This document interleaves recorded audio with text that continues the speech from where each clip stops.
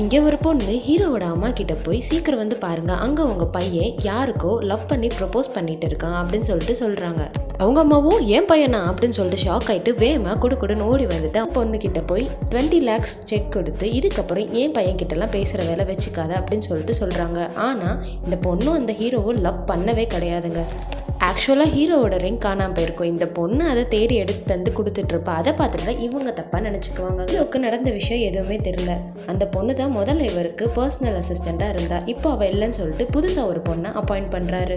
புதுசாக அப்பாயிண்ட் பண்ண எந்த பொண்ணுமே செட் ஆகவே மாட்டுறாங்க. யாருமே இவரோட ஸ்பீடுக்கு ஒர்க் பண்ணுற மாதிரியே தெரியல. இப்போ தான் ஹீரோ அந்த பொண்ணை மிஸ் பண்ணுறாரு. அவரோட அம்மா கிட்ட பேசி நான் கல்யாணம் பண்ண இந்த பொண்ணை தான் கல்யாணம் பண்ணுவேன், எப்படியாவது அந்த பொண்ணை கூட்டிடுவாங்கன்னு சொல்லிட்டு சொல்கிறாங்க. அவங்க பாட்டுக்கு சும்மா இருந்தாலும் இருந்திருப்பாங்க. இந்த அம்மா தான் அடிக்கடி சந்தேகப்பட்டு 2 பேருக்கு இடையுமே லவ் வர வச்சுட்டாங்க. இது வரைக்கும் இந்த சேனலை சப்ஸ்கிரைப்